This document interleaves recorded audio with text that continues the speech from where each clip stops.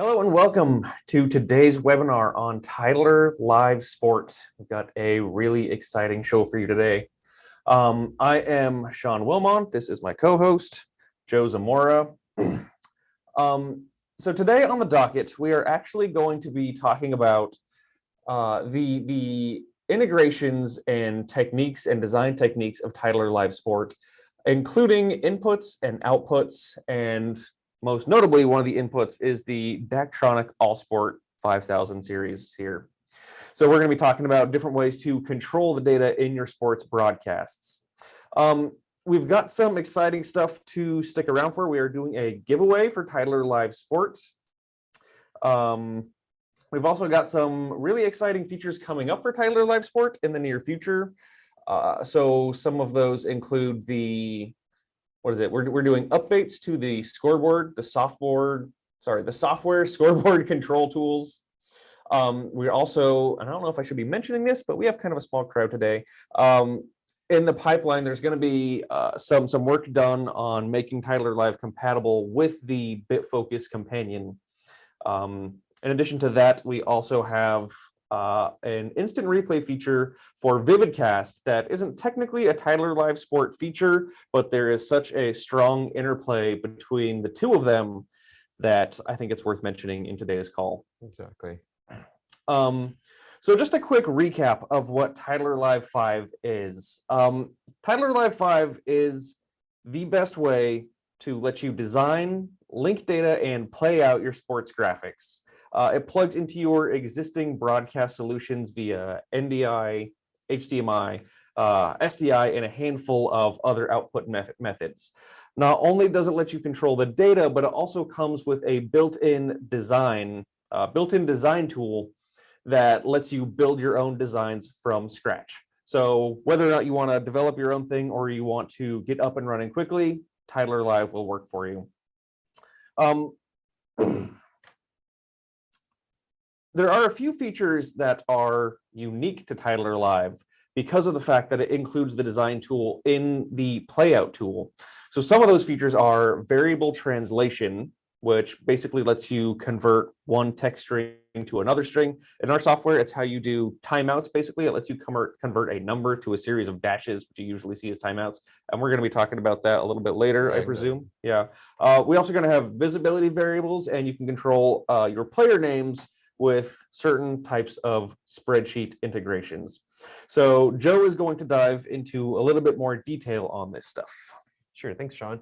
So pretty much what we've provided for a lot of users, or all of our Tyler Sport users and broadcast, is a wide array of graphics collections. So if you're a trial user or you currently have the license for it, you'll notice that we have 3 different libraries at your disposal to use for your sports. We have acrylic, carbon, and ivory.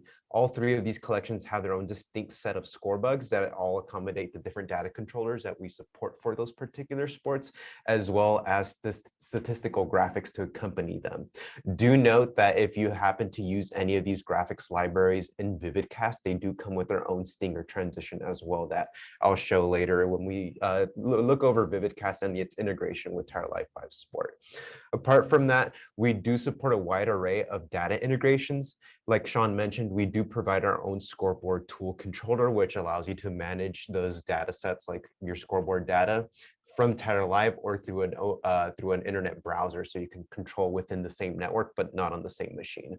But to kind of expand on some of the external sources that we can connect to, typically if a person does not have a Typically, if a person has a Daktronics board, there's 2 ways of doing this. One is through NewTek's, the NewTek TriCaster, which in a sense, the Daktronics board needs a translator. So the Daktronics board sends serial data, which needs to be translated so that Tyler Live can read that data and display it in a scoreboard format. What the TriCaster serves as a translator for this. So we offer something called NewTek Data Link. This will automatically search for a TriCaster on your network, thus allowing Tyler Live to fetch the data that is being produced by the Daktronics board. The other way that we do this, which we currently have set up right now for our webinar, is the ability to connect a score bot directly, a score bot from Sportscast directly into the Daktronics board, then hosting that information from the score bot via your local area network. And you'll see how I have that set up from Tyler Live, so we can kind of look around and see if that workflow is something compatible for a few of you folks out there. Lastly, the thing that we can do is we've provided an alternative method of building out indexes of data. So for example, any of you in the past that have used something like Tyler Live 4 for your sports productions, or maybe even something simpler like lower thirds, is the ability to build out entries of information or records of information through something like a spreadsheet. We now, through Tyler Live 5, offer users the ability to use something called multi-entry, which allows you to, within interface, build out these records of information for something like player lower thirds, and you can even split these up between home and visitor teams, or even do things like match score breaks and things like that if you desire. This pretty much gives you a wide variety of tool sets, and we're constantly open to user feedback as to how it is that they find these tools to be useful and can be advanced in ways that are more practical for specific scenarios. Now, something that Sean mentioned was the ability to use something like instant replay from Vividcast. So when you have things like Tyler Live 4 or Tyler Live 5 installed into your machine and are running also Vividcast, there's two things that are shared between these two, the Vividcast and Tyler Live. One is going to be all the data controllers. So for example, if you have your sports scoreboard tool or our stat crew, those data controllers can also be assigned to graphics within Vividcast. So you can theoretically run a score bug within Vividcast. Then you could use Vividcast software switching solution to then, switch between your different camera sources, call graphic stingers on screen if you so desire.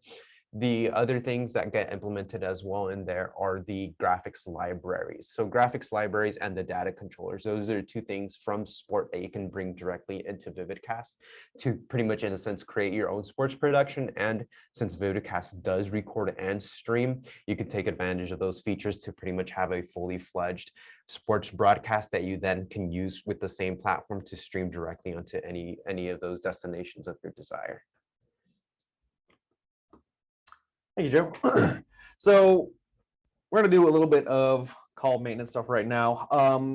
Right off the bat, I want to mention that for the giveaway we're going to have for this free copy of Tyler Live Sport, we're going to be doing it sometime near the end of the call. We don't know when exactly, but probably around 11:45, 11:50-ish, whenever Joe is finished with his presentation. On top of that, I'm going to be acting as the producer. So if you have any questions during the course of this call, go ahead and enter them in the chat. I will respond to the ones I can in chat. For any good questions that we feel like everyone might want to know, we're definitely going to have a Q&A session also at the end of the call, where we go through and answer as many questions as we can on camera before we finish out the show here. Yeah, Sean, and also if you spot any questions that could clarify something I'm actively mentioning, those would be pretty useful too. Okay, yeah, and that's, I'll make sure to chime in and interrupt you and make sure you're able to showcase it during the demonstration. So yeah, why don't we go ahead and start your screen share? I'm going to go ahead and begin my screen share, and we can then begin and see that currently what we're seeing is Tyler Live 5 Sport. So pretty much what we can see right away is that I have my program set up in a very, very particular fashion. All my layers are on the left. Do note that some of the things I currently have in my playlist are for the sake of the webinar. Some of the things might not be typical. For example, I have a picture-in-picture here that pretty much just shows the Daktronics board, so you, the audience, can see how I'm interacting with the board and how it's updating our scorebug live. But let's kind of go into one of the things that we typically would see that deployed in a sports scenario is something like a stat graphic. So this particular stat graphic has already some fields already sent to it. But like I mentioned during my segment, is that we can build out something like records of information with a tool like multi-entry. Here you will see for the first column or the first row of information, we have the different variables from live data. So we can see things like name, images, position, uniform, stat labels, and the specific stats that correspond to a stat label. Then we see those same live data variables, which are all text other than the image, pretty much broken down here in a sequence where pretty much we can then build out information for those records. So now we can kind of build out one row as an example. So I can put my first and last name there. And then let's say, for example, I wanted to use a player image. I can find something to use, probably this little picture of a dog right there. And we can start assigning a position here. We can put WR for wide receiver. Uniform, I'm going to put 12 there. And we can start seeing, we can see how it is that we can start applying these different things. For stat labels, I'm going to go ahead and match what it is that we had on that previous record. TO, FGA, and FGM. Now, if we scroll over to the right, we can see the different stat labels or the different statistic that belongs to that first row. So I'm going to go ahead and put in some different information for the sake of showing how those two sets of information being different from each other will update while live. We'll put 3 there and I'll put 9. And we can even possibly put a different logo image there. I'll go ahead and use that little controller image. Now we can see that right now in preview, I can select between these two different sets of information and we see those updates being applied. However, when we navigate to program monitor and we send this graphic to play live, we'll see that we're currently on our first row of information, but now navigating to the second one will automatically populate all those sets of information into the graphic. So for example, if you want to go through all your different player lower thirds, all the way from, you know, your visitor team, and then have that information all curated to one specific set of multi-entry data. You can then do something like duplicate this template. And then we can see that some of these fields will be retained. So for example, if you build out a template of information and you don't want to retype your stat labels again, you can do something like that and then build out all the other information that isn't something that is something that will change between different records, then make those changes accordingly. Another thing that we provide for being able to insert data manually into, or sorry, as an external source, not just as a manual entry from what we do in interface, is using something like the data controllers. So through here, one of the workflows we've done in the past is pretty much, and is still supported, is being able to read directly from a spreadsheet. So in a sense, what you would do is, let's say I'll bring up a spreadsheet here as an example. You would pretty much build out your spreadsheet exactly the way multi-entry is laid out. So we kind of examine this particular graphic here. We can see that we have name 1, image 1, position 1, uniform 1, and stat label 1. We would then initialize all these column headers to kind of match the way that multi-entry is laid out. So we would do something like name 1. There might be some discrepancies between what I just said, but we can just kind of pretend that this is accurate to what is multi-entry. Then below those header columns that we initialize, we would then type out the consecutive records of information that we want to apply directly onto our graphic. So for example, I can put just two columns for now. We'll go ahead and put Sean Wilm on there. And then we can put our uniform numbers to be random information. There we go. And then we simply save this file, pick a location of our desire to save this to. I'll pick at the desktop since it's a little easy to find. And now we can then select the data controller. So I'll go ahead and step back a little bit and do it from the beginning. Under the general category, we'll navigate to spreadsheet, generate a new input, and then select a file. From here, then we navigate to the location where that was saved. We named it as book 1, and then we'll see that under the layer properties window or panel, we get a third tab. This is going to be our external data controller, which is spreadsheets, along with the actual name of the sheet that I connected it to. Now we actually have 2 sets of information that we can then access to, then apply directly onto the graphic. So we see here that only the name field and the uniform are updating, because those are the only fields that I prepared data for on that external document. The other solutions that we offer are also in terms of the data controllers. However, we find that a lot of people often have an XML sheet that's being produced by the venue or some other solution that they're currently subscribed to. So there are 2 ways of accessing that information. One is via XML. So this will simply fetch an XML file that you point it to.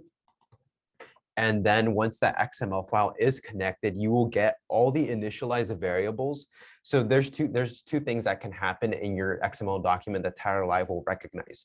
One is an initialized variable in an XML. So this is pretty much saying that, you know, the value of score for visitor or home is now being initialized within that sheet. And then there is a value assignment that belongs to that initialized variable. So the two things that we'll find are the variable that's initialized and the value assignment to that variable. And you'll see that all broken down here once we connect the document. So we'll see that. So for something like the check names here, we have 3 different player names. And then we can also see for the actual team, we have 2 different names, CSP and WSC. So we can go ahead and let me go ahead and hit none and only connect the XML to this one. Select that. So now we only have the XML connected. And let's say, for example, we want to start linking some of these data components directly to the graphic. We can see that all of this blue text here is indicated as not assigned. So we can just go ahead and find a field that we would want to connect. So we can click on this little blue for check name and then assign it to our header. And we can do something like the team and connect it to the uniform. Now, when we're going to see a quick render happen, pretty much what this render is doing is it's caching all the information that these possible fields could represent that is being sent directly from our XML document. So now when we send this graphic live, and if I switch between these different rows of information, so clicking on any of these rows from any of the cells will actually send that information, but we will see all the corresponding row data being populated onto those fields into the graphic. And you can use things like images, like for example, to also to instruct a certain record of information to be relative to an image in your textures folder, for example, for your projects. There is a very specific way of doing this. And Sean, if you remember correctly, the way of setting that up to have an XML document read images from your textures folder. Yeah. So the way it works is that Tyler Live actually looks for images with the name of player initial last name.png. So in the case of, would you mind scrolling? Oh, we've got the names right there. Yeah. So in the name of, let's see, we've got Hoskins Katie.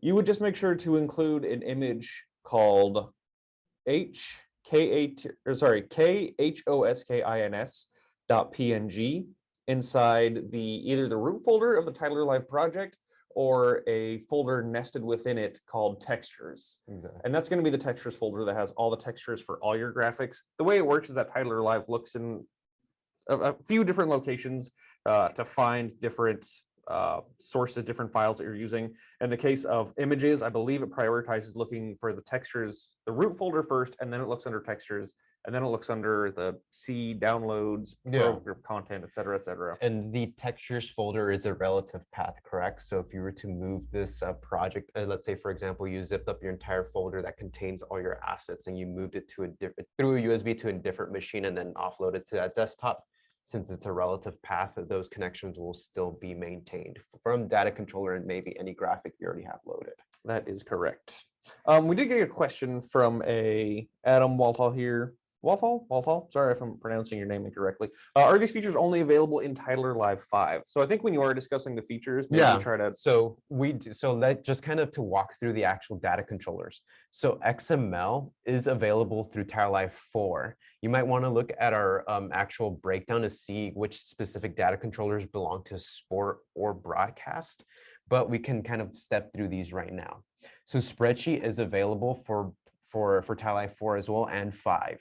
We can see under sports specifically, there's certain things that are only available in 5, those being Scoreboard Tool 2 and StatCrew Stats 2 and StatCrew Scoreboards tool. You'll still have access on Tyler Live 4 to something like StatCrew Scoreboards. However, you would need Tyler Live 5 or Tyler Live 4 broadcast to get access to StatCrew Stats. So there are some differentiations there. And if you're using something like a sportscast workflow or you want to use your Daktronics with a sports bot, you do have sportscast in Tyler Live 4 and Tyler Live 5. Something else like NewTek Data Link is also available in Tyler Live 4 and 5 with the particular sports edition or on broadcast. Hopefully that clarifies some of that confusion. And sorry for not clarifying ahead of time.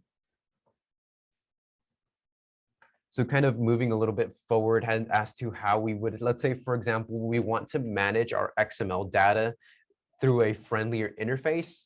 And if we have something like an XML file that's produced by a tool like StatCrew. So we can go ahead and select our controller to none and assign a StatCrew data controller. So we can navigate to sports and then select StatCrew Stats 2, for example, and then navigate to basketball. And I'll go ahead and connect a home single player. From here, we'll then get a separate window generated as a third tab under layer properties. This was pretty much a graphic user interface. You'll see ahead of time that I've already done something with this controller on this session, but simply what you'll need to do is you'll need to browse for an XML file and then connect an XML file that is actually formatted for that particular sport. So for example, since I connected it to football, for example, we might see that I might get some misbehavior on certain components. If they're shared attributes, it might still just function fine. So for example, you'll see that I can, by assigning the player, and I can actually curate what stat labels I want represented here. So we can get something like the DREB, scroll down a little bit more and get the DQ here. And then we can send this offline for now and then select a different name. So we can put Anna there, send this information live, and then we can see that. So since I'm actually fetching from, so I'm using the basketball controller right here under football. So I might get some, so you always want to make sure that for whatever template you're using, so let's say, for example, for StatCrew, I load in a data controller template for basketball. You want to make sure that the actual XML file that you're pointing to that data controller matches the sport. There are some instances where you might have some empty fields of information and it might look like something's not functioning. It just is a matter of fact of a certain stat not being accrued for that particular stat for that particular player. So there might be some instances where you want to double check your actual XML file to see that all the actual fields that you want to use for your production and for your graphics are being retrieved or are being generated from the tool that's producing that XML file. Hey, Joe, I got a question from Jordan. Yeah. Maybe I'm not understanding the question. Maybe you can help clarify. He asked, what are the differences in display in terms of which data controller you input the info with? So display as in, so let me see if I can you read that one for me one more time? Yeah, what are the differences in display in terms of which data controller you input the info with? I think we might require a little more info, a little more clarification on that, Jordan. Because probably qualify that statement or that question a little bit more. Yeah, it sounds like we don't know if you're. What's the last name? McAlpine. Okay. Yeah, go ahead and clarify in chat. We'll get around to it when we get a chance. Okay, yeah. It sounds like it's working up to be a pretty good question though. So there's different ways of managing all this information and alternative routes of using the same file in different ways. Something like StatCrew, if you have that client producing XML files for you, I would probably suggest to just use the StatCrew data controllers since they're already conformed to read the different formats that a StatCrew file could possibly be when it comes to XML. If you don't have something like StatCrew stats and are just getting raw XML data that's not being filtered through a specific format, for example, like Turbo Sport, that wouldn't work with StatCrew since it's not formatted in the way that StatCrew uses its syntax. So you would have to use the XML reader. Luckily, with something like the XML reader, any changes that are being done to an XML file, like let's say, for example, the server is constantly updating this XML file, then it would be considered live XML. All those updates happening to certain scoreboard data or even player statistics would update while live. The same way you're seeing me update this score bug with this different multi-entry data. You'll see all these values update with their set of animation and corresponding elements. Now, kind of moving forward onto these score bugs themselves. So kind of to look at the different data controllers that we offer for score bugs is if we look under the sports category, we have something like NewTek Data Link. These are different depending on how you're set up and what kind of solution you're using. Certain one of these, a specific controller will be the one that you want to use for your scenario. And most of these solutions will be used for driving score bug data directly onto a graphic. If we look at our scoreboard tool, that is our in-software solution that pretty much it works via HTML that produces a data controller that has different graphical user interface buttons to interact with. And you'll see in a moment that I actually have one of these graphics set up to interact with that. We'll see that I have something from Stretchcast and the scoreboard tool too. Just like I mentioned, like with Vividcast, if you have Stretchcast also installed that we've offered through Presto, you'll also share some of those data controllers as well. We can then navigate that. So sportscast, which is what I'm currently using right now, pretty much what you need is one of the two or both. What I'm doing right now is connecting a Scoreboard directly to a Daktronics board. We pretty much set it up so that we use a specific template within the Scoreboard to be able to read what the Daktronics is sending. So you will probably have to look up a PDF that shows, for example, if you're set to a football game on your Daktronics board, you would have to configure your ScoreLink device or your Scoreboard device to read that specific template so you can actually get a clean interpretation of that serial data, so that our actual controller solution with TireLive establishes a solid connection or a stable connection. Then navigating to the next one is pretty much StatCrew scoreboards. So pretty much using StatCrew scoreboards, one of the interesting things that I like about this particular workflow is, for example, let's say whatever service you're using, like StatCrew, to produce XML data is only producing one XML sheet. However, this one XML sheet includes all your game information, like statistics and scoreboard information, all your player stats for both visitor and home, and all your different lineup information. That will be hosted through one XML document, meaning that theoretically you can then point one XML document to both your StatCrew scoreboard controller and your StatCrew stats controller. So there's no need to manage different kinds of files and then see if you have the correct one and have the incorrect one on a different graphic. It's all just managed through one. And just to kind of show you how that interface looks, I'll go ahead and use this graphic as an example, navigate to sports and use StatCrew scoreboards and load in basketball. We'll see a little interface load here. If we browse for an XML, we can find this basketball one that I was using, and then we can save that. So we can see here that it generates an interface that there's some elements we can interact with, but beyond that, all the other information that you see being sent here is all being updated while live from the actual data server that is hosting the XML. So there's only so little components you actually have to drive from here. And perhaps maybe the venue that is hosting that data is only hosting score and time, then the rest of the controls would have to be manually operated by the person operating the data controller.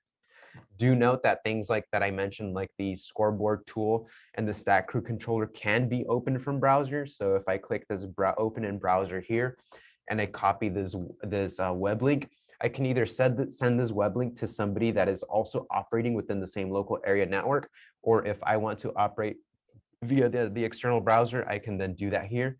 And you can see pretty much the exact same interface that I had previously loaded. And it pretty much allows you to interact and send data updates to graphics without having to use TireLive itself. Do note that the actual session of TireLive does have to still be open in order for that external data controller to be able to communicate with your graphics. So kind of to speak about the actual scoreboard tool that I added. So if we look at the dropdown and see what's available for scoreboard tools, we can see that we have a variety of different sports. Do note that some of these might be something that is exclusive to my machine, since I do a lot of testing with some of the stuff in the pipeline. So I will mention what isn't available on your licenses. So baseball, we can see, is one that's available, basketball, football, and then we'll see soccer translated for football. Then we have hockey. This one is simply just a duplicate for football and soccer that exists on my machine. We do not support tennis at the moment, but are currently working on a way to support tennis. There's a lot of different logic parameters that we have to account for, so we want to make sure that this experience is crafted to its most practical manner for our user base. Then we have volleyball. Now we can see here when I bring this graphic live, we can pretty much see that all the different parameters from this scorebook that are meant to display information can be modified and updated directly from our HTML data controller. So if we were to update the score, we can see those score updates being sent live to the actual score bug. If we were to run our clock, we would see then our clock run up from the 20th minute. We can, depending on the data controller that we're using for Scoreboard tool, navigate to settings and then customize a variety of different things. So something like basketball, for example, will have the number of timeouts that we want to count for a particular period of quarter or the entire game. And just a variety of things depending on the sport. If you're familiar with the sport that you're operating for, your particular live production, you'll immediately make sense of the different settings and how those correspond to different types of divisions of sports or maybe a particular standard sport that you want to broadcast for. Other things that we can update are things like periods, for example. We can, progress the periods of a game, proceed to halftime or final. We can also, for example, while this graphic is live, send a message, and then we'll pretty much send it using the data controller, and it'll pretty much render in a message box that will appear below the score bug. All of these sports controllers that we ship through the Scoreboard tool group of controllers will have this message field to send. That is pretty much the attribute that is shared amongst them, besides the visitor and home teams and the score updates. All those other parameters that you see, like penalties, periods, and game clocks, will vary depending on the sport. And moving forward to the actual sportscast. So, sportscast plus Daktronics. So what you'll see right now, when you first add your data controller for your sports bot, you'll see a variety of different fields. So you'll see the sport that I assigned to. So let's go ahead and look at this drop down. Since this Daktronics board is operating on standard football, or at least it was set that way, we can see that under Sportscast, we have the option to bring in the format for football. So I pretty much clicked that, added it, and we'll see this panel here. You want to make sure that you use your license to make sure that you're actually actively being able to fetch information from Sportscast or your actual Scorebot device itself. Then you will be sorry about that. We will need an actual host. So for this example, I had to use the IP address of the actual ScoreLink device itself, since it's running in the local area network and is connected to the Daktronics unit. The Sportscast bot isn't relying on the Sportscast servers to fetch this information, so that's why I have the actual IP address for that device there. If not, and you're fetching from actual Sportscast cloud, you'll simply have to use their cloud address, which is, I believe, something like sportscast.net.scorebot.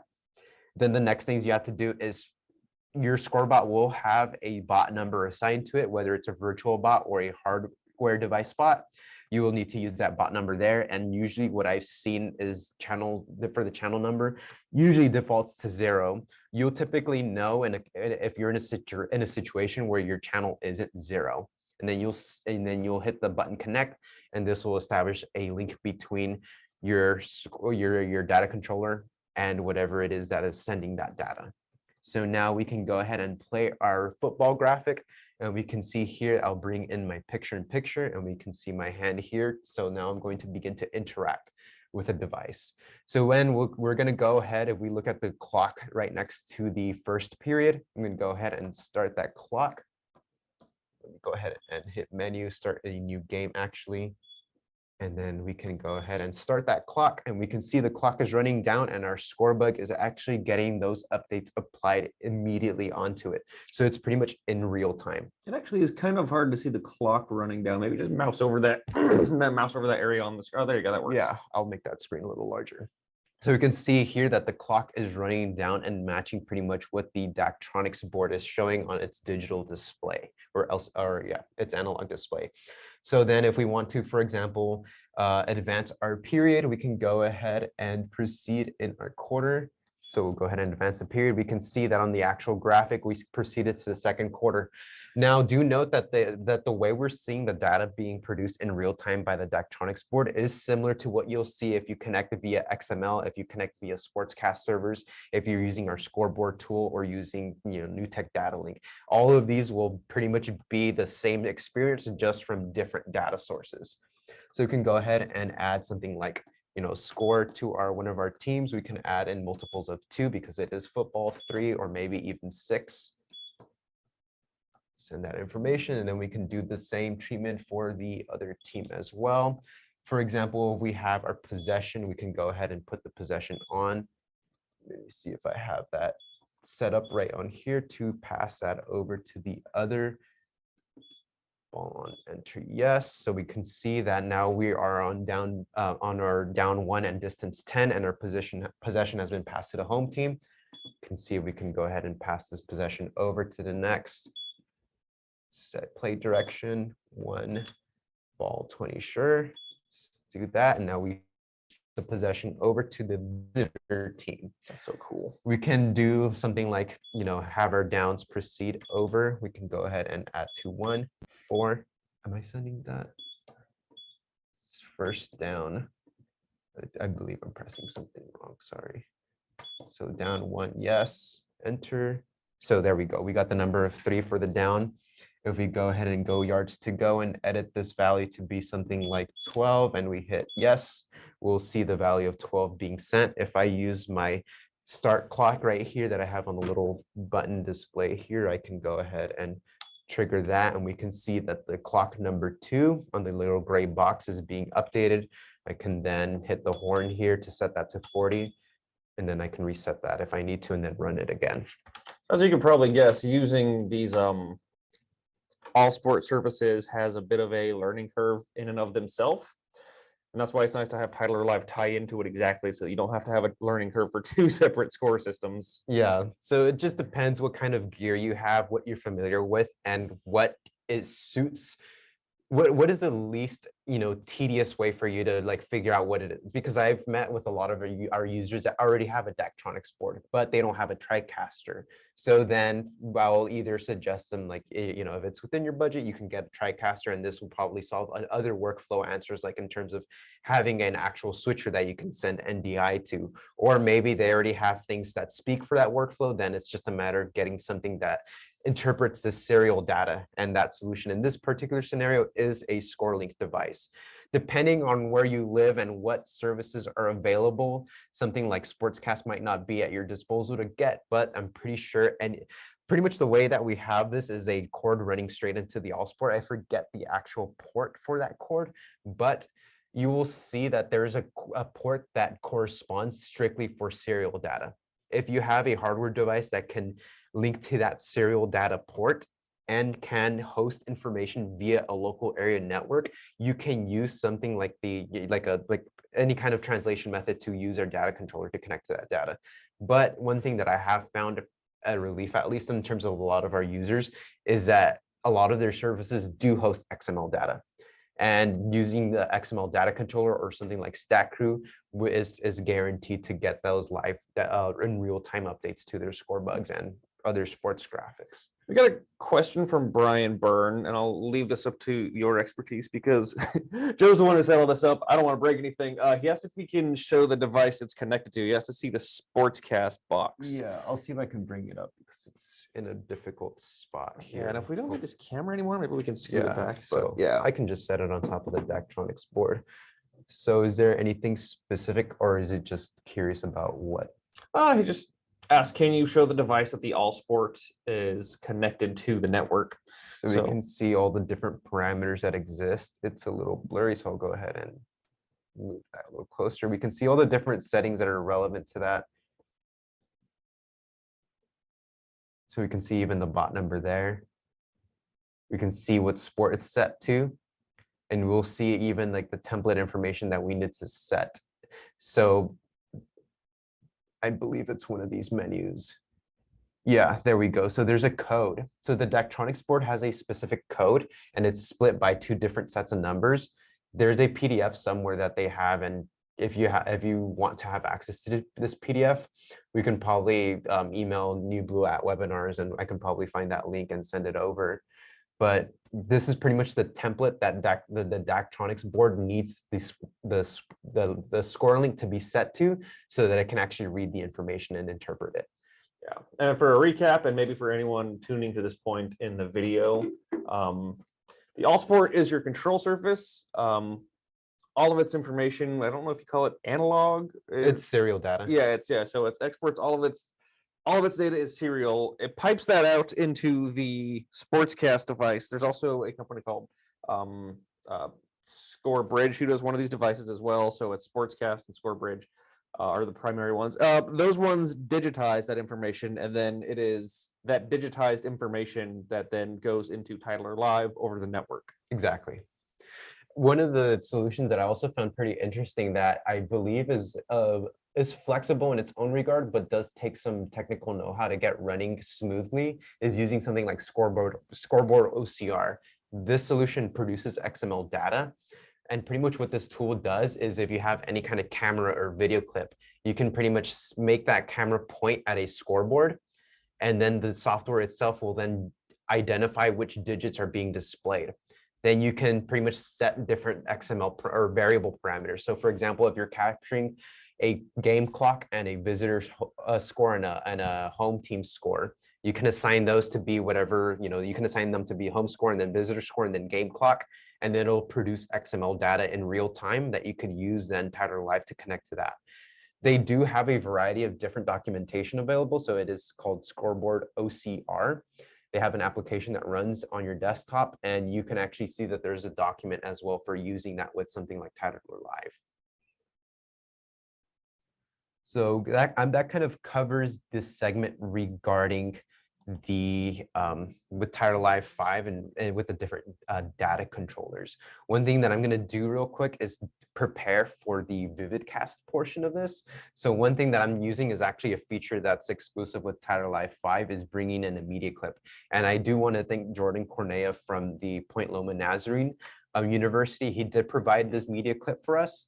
It is a women's basketball game, and you can see he's actually deploying Titler Live graphics. So he, in a sense, is one of our users that is combining Vividcast and Titler Live Sport to pretty much bring graphics onto a software switcher that will let you do things like, instant replay. You can see that there's a little motion bug that is looping every so often. But kind of beyond that, what I'm going to do is host this channel 1 of NewBlue as an NDI source, and then play this media clip. So in a sense, I'm generating a live camera feed of this game. So now what I'm going to do and then is navigate to Vividcast. So you'll see in my Vividcast project, I currently have different score bugs that are from Titler Live Sports license. So I have a basketball score bug, a graphic, a lower third, and a lineup, and then a transition. So we can go ahead and click that transition so we can see how it looks. Would you mind actually, or maybe just clarifying sort of the relationship between Vividcast and Titler Live? So one of the things that I was saying was how data controllers and graphics libraries are shared between the two. So all the graphics that exist on NewBlue, whether it be from Titler Live or Titler Pro, Titler Live, or Vividcast, are saved under a file extension named NB title. So these NB titles can be imported into Vividcast via this setup menu here. We can navigate to setup graphics. We will see that we can add graphics from the library. This is the exact same library there's graphics that are exclusive to Vividcast, but you'll see that I'll also get access to any graphics that are available through my Titler Live library. Anything that is an NB title can also be imported directly into Vividcast. So you'll see that if I have any NB titles that exist in any local file, we can fetch those and add them directly into the playlist. Then if we want to create a new graphic, something that'll look very familiar here is that we do have access to the designer tool as well. So if you like designing your own graphics from something like Titler Pro or Titler Live, you do have access to that design tool here.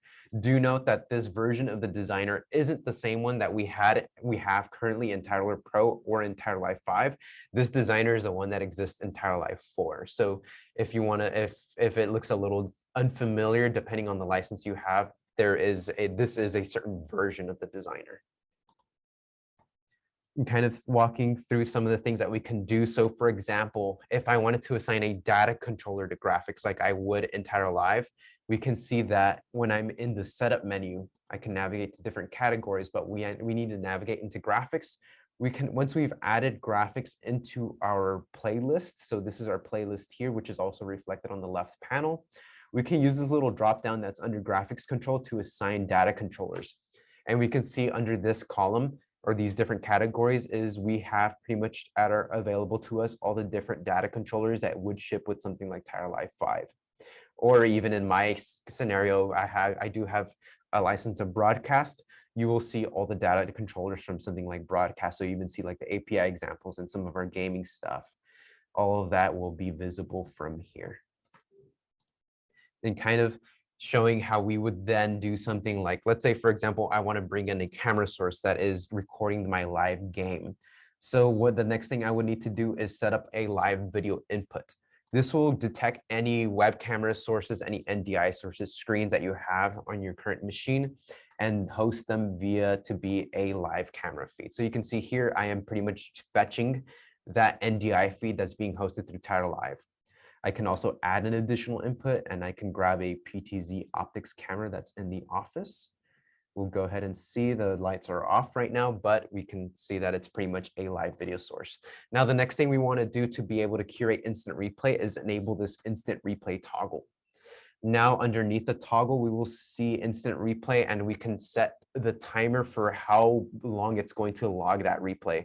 So we can set it to log a 15-second replay, a 30-second replay, all the way up to 60 seconds. And we'll see here that the memory used is pretty much it recording that clip for use. And the reason why we add that there so users understand available memory and how it could be affecting something like read or write time, or maybe even the performance of the software relative to what machine they're running it on. So we're going to go ahead and hit done for now. And we'll see that under Vividcast, we have under our main live output, this first camera that we added. Now we can, if we want to, switch to the second camera, and we see that we have two different cameras. If we want to use one of the transitions from this graphics library that's particular to acrylic, we can go ahead and cue that transition. And now when we switch those camera sources, it'll use that transition to switch between the two. And we do have a transitions library that does ship with Vividcast. But like I said, if you have any graphics that ship with Tire Life 5 and they have transition graphics, which I would say about 70% of those libraries do have a transition graphic that belongs to them, can be used in here as a transition or as a graphic stinger. So now let's go ahead and start using our instant replay feature.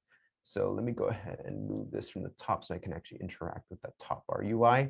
We can see an instant replay button here. We simply enable the instant replay, and what it'll do is it'll generate a little an interface for on the bottom right. So we can see actually Jordan, who produced this footage, used a stinger transition that he created in Vividcast to do his own instant replay that coincidentally we get to witness here. So pretty much what he did is he captured a moment in his broadcast. He used the instant replay key and then played it over his live footage, and then it uses a transition to cut into the instant replay and cut out of it and then go back into the footage in real time.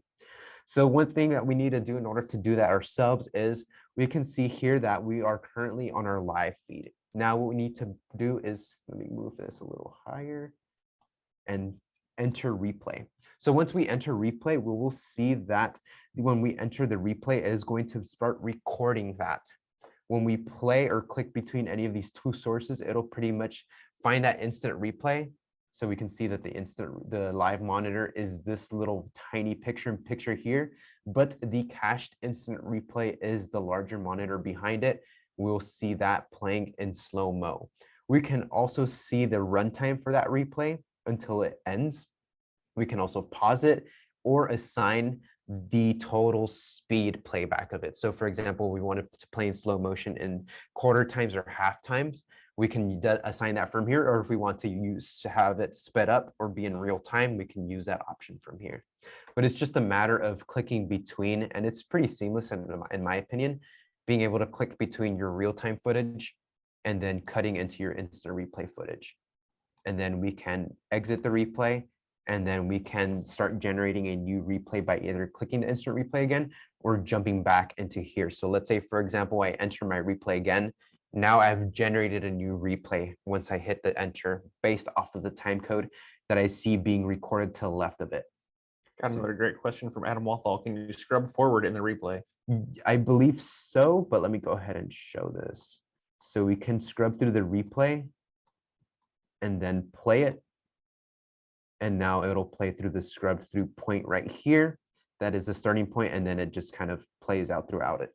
So it seems like when I scrub through, am I getting actual updates? So yeah. So one thing you might want to do is scrub to the point first before you actually play it. That way, like you saw here, when I played it and then I scrubbed through, it actually cued the transition again. So you want to kind of scrub through it prior and then play it so you can find the actual endpoint for it.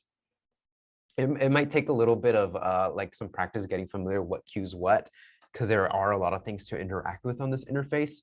But after a while, it does become a rather intuitive, especially since it's all being operated from just one panel. There's no need of having to go between different interfaces and pressing all this stuff in setup and then making sure that it all works seamlessly every single time you do cue it. We can see there some ads are being played. I'll go ahead and click out of that. We have one more question from Adam Walthall. Yeah. Is, does it save each file? Yes. So one thing that we can kind of briefly mention is that when we hit record or stream or both, we can actually set up a Vividcast under recording to output to a specific file location. It does come with its own encoder and a file format that we can select. So let me go ahead and expose those properties. We can see we have 2 different encoders. We also do have 3 different file formats. So for example, if you want to record something very light, you want to use the TS format. We can see here that we can decide to capture our instant replay clips by toggling this on. And then additionally, we can ISO record. So if, for example, I wanted to record a separate recording for both my PTZ optics camera and this live cam or this recorded footage that was provided to us, I can use ISO recording to have that be recorded and then brought into an NLES 2 separate paragraphs into there. I got another question from Kevin Peridot. I believe that's how you pronounce that. In Scoreboard Tools Hockey, can we remove the 0 from the clock for minus 10 minutes? So this is a clock formatting question.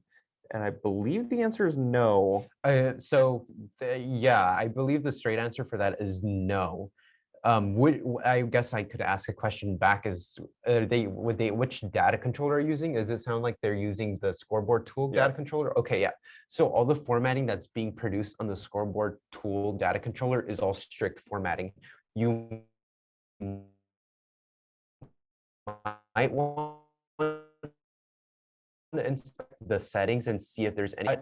I believe we're open to feedback like that, and if you see that a certain way that numbers are being produced by a certain Scoreboard tool, we would be open to hear some suggestions, because the settings is a place where we can build alternative formats for maybe how a score is displayed or how a time is being displayed. Mm-hmm. Correct. And again, the feedback is really important there. So if there is something about the time formatting or basically anything else with the Scoreboard tools, let us know, because like I said, we are in the development of revamping those Scoreboard tools right now. So any changes that you would like to see made, now's the time to mention them, because it's all in active development. Yeah, and like Sean was mentioning at the beginning of our webinar, is that the current updates and fixes that are being deployed on our Scoreboard tool controllers are based on the feedback we've gotten in the past. So if, like, say for example, you get your hands on the latest Scoreboard tool for baseball and you notice that it's behaving differently and actually a lot more optimal, this is all just based off of feedback and things we identified ourselves as well. So the more you tell us, the better. The guarantee, you'll get a guarantee that it'll behave in an intuitive manner and have a more robust use behind it. Right. And I believe I hit a pretty decent stopping point in terms of the Vividcast integration. And when it comes to all the data controllers, it will be the same data controllers that do ship with something like Tire Life 5 or Tire Life 4 Sport. So you want to make sure that if you do engage with the Vividcast workflow kind of interplay with Tire Life 5 functions, you might want to like kind of test around a bit and see how it is that you want to build your production based off of what is provided from your data controllers and graphics from having both pieces of software. So I'm going to go ahead and end my screen share for now. We can, I guess, Sean, jump into the Q&A, correct? I guess we should. We have a few minutes. I guess we're talking about the different design tools, but with the amount of time we have left, I think we might have to scrub that from today's call. Yeah, and I think we can, for our second session for the webinar, we can probably go into all those in-depth designer things, because I I pretty much built about like 70% of the things in the designer in the graphics library, and played a large role in getting all these graphics scoreboards working and operating the way they do.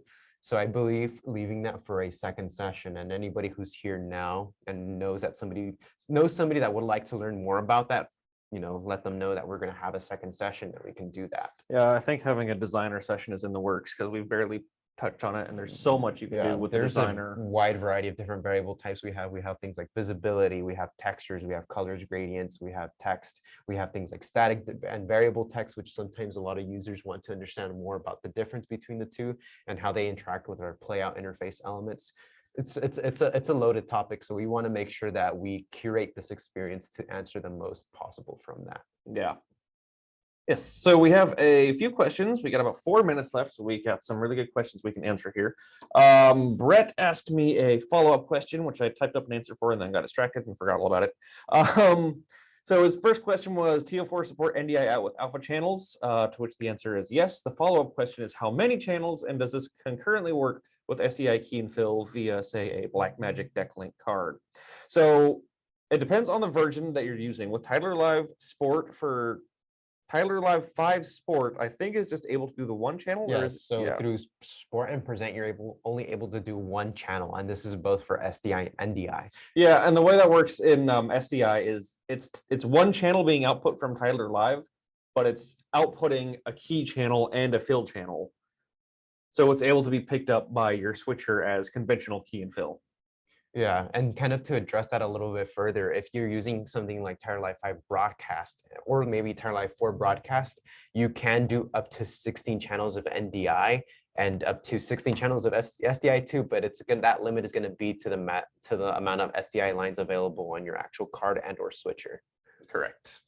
Another question. Ooh, I love this one from Adam Walthall. Baseball inning change should clear the scoreboard.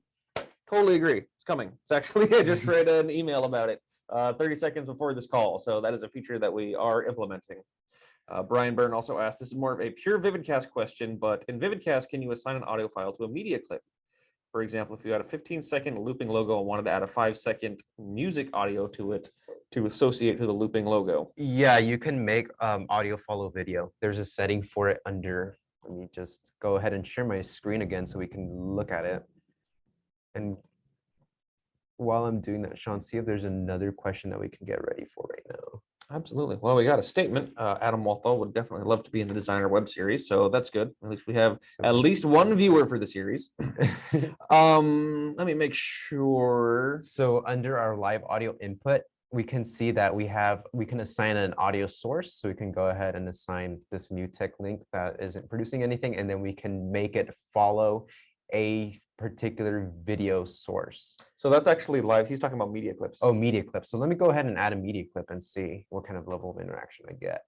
So let me go ahead and get this. We do have 1 minute left. I'm inclined to honestly say no right now, especially if the audio file is it's separate from the video file and they're different durations. I would say the way to do it is to render out a video file that has the audio loop built into it if you can. Otherwise, you could handle the audio in your switcher separate from then that would require doing something outside of Vividcast. So yeah, I guess that's a great piece of feedback. So we're gonna go ahead and we'll test and see and confirm that workflow. But like Sean said, it's probable that you can't, because I accidentally put in a JPEG instead of an actual video file. Yeah. I also got another question. Pablo Molina have a template. Actually, the second person to ask about rally and kart racing. So I think we don't have any graphic templates for races. We don't have current templates, but me being the person that builds these libraries, we've been working with quite a few users already that use our tool or Tyler Live for sporting and racing. And I've worked with them personally so they can actually get things like leaderboards built for their particular production, and then reading from things like XML or spreadsheets to get that live. We understand the need for graphics that already do this. And I'm personally thinking that we can have, so I'm trying to get this on a timeline, at least when it comes to our production schedule. But I would ideally like to have a template a sports graphics collection ship as an update that will contain racing templates. And I already have a draft in the works for a new sports template. It's just a matter of getting that all, up to speed with all the other sports, plus including racing, and then getting that on the timeline to be shipped as an update. And I think that's going to do it. We are getting a little over schedule here, and so we're going to call it for the day. For anyone who had a question that we didn't get around to answering, like we said, go ahead and shoot off an email to webinars@newblueinc.com. We'll get it answered on there. And other than that, I guess make sure to tune in next time. It seems like there's a lot of demand for the designer webinar in chat right now, so I would really love to do that. So look forward to that sometime in the next few weeks, and we'll see you guys later. Goodbye, everyone. Great day. Take care.